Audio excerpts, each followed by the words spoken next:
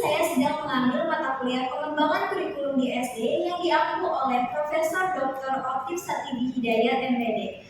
Pada kesempatan ini, saya akan menyampaikan testimoni mengenai pentingnya kurikulum dalam proses pendidikan.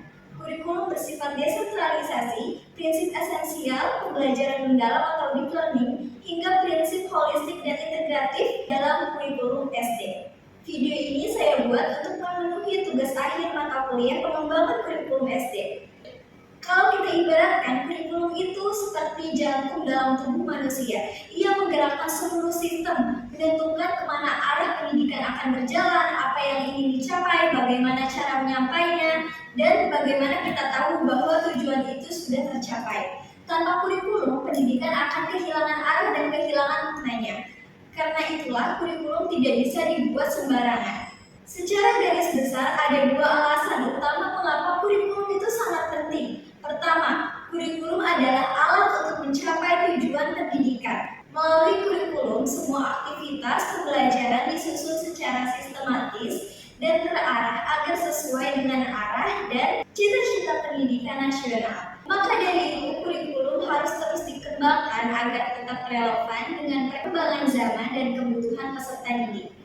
Kedua, kurikulum pada hakikatnya adalah ilmu tentang proses mencerdaskan anak bangsa. Bukan hanya memberikan pengetahuan, tapi juga membentuk karakter, keterampilan, dan nilai-nilai agar peserta didik siap menjalani perannya di keluarga, masyarakat, maupun di negara. Dalam konteks Indonesia yang terdiri dari beragam suku, budaya, bahasa, dan kondisi geografis, salah satu sifat kurikulum itu adalah desentralisasi. Kurikulum yang bersifat desentralisasi, yaitu pengembangan kurikulum yang tidak sepenuhnya ditentukan oleh pusat, melainkan memberi keleluasaan bagi sekolah dan daerah untuk menyesuaikan dengan karakteristik lokal masing-masing. Setiap daerah tentunya memiliki kekuatan, potensi, serta kearifan lokal yang berbeda. Hal tersebut seharusnya tercermin dalam proses pembelajaran agar lebih kontekstual, bermakna, dan dekat dengan kehidupan peserta didik. Dan akhir-akhir ini muncul pendekatan yang dikenal sebagai pembelajaran mendalam atau deep learning yang kini banyak dibahas dalam pengembangan pendidikan sebagai upaya menjadikan pembelajaran lebih bermakna dan menyentuh seluruh aspek diri peserta didik. Deep learning ini adalah pendekatan yang memuliakan peserta didik melalui proses belajar yang mindful, meaningful, dan joyful, yaitu pembelajaran yang berkesadaran, bermakna, dan menggembirakan. Proses ini melibatkan olah pikir, olah hati, olah rasa, dan olahraga secara holistik dan terpadu. Peserta didik didorong untuk memahami, mengaplikasikan, dan merefleksikan apa yang mereka pelajari sehingga proses belajar menjadi lebih dalam dan bermakna.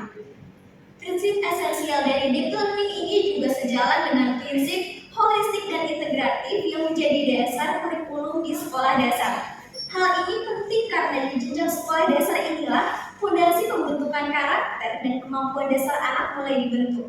Holistik berarti melihat anak sebagai manusia yang utuh, tidak hanya punya otak untuk berpikir, tapi juga hati untuk merasakan, dan tubuh untuk bergerak serta berinteraksi. Sehingga pembelajaran tidak hanya fokus pada aspek pengetahuan saja, tapi juga menyentuh aspek emosional, sosial, spiritual, dan fisik peserta didik. Sementara itu, prinsip integratif mengarahkan agar pembelajaran tidak disampaikan secara terpisah-pisah antar mata pelajaran, melainkan saling terhubung. Dengan prinsip ini, peserta didik tidak hanya belajar untuk mengetahui, tapi juga untuk memahami, merasakan, dan menerapkannya dalam kehidupan sehari-hari. Kurikulum yang disusun sesuai dengan kebutuhan peserta didik dan perkembangan zaman akan mendorong terciptanya pembelajaran yang relevan dan bermakna. Karena pada hakikatnya, pendidikan bukan sekadar soal nilai di atas kertas, melainkan proses memanusiakan manusia, menumbuhkan pribadi yang utuh, yang siap belajar sepanjang hayat dan memberi kontribusi nyata dalam kehidupan. Demikian yang dapat saya sampaikan. Semoga apa yang saya paparkan ini bermanfaat dan memberikan gambaran jelas tentang pengembangan kurikulum. Wassalamualaikum warahmatullahi wabarakatuh.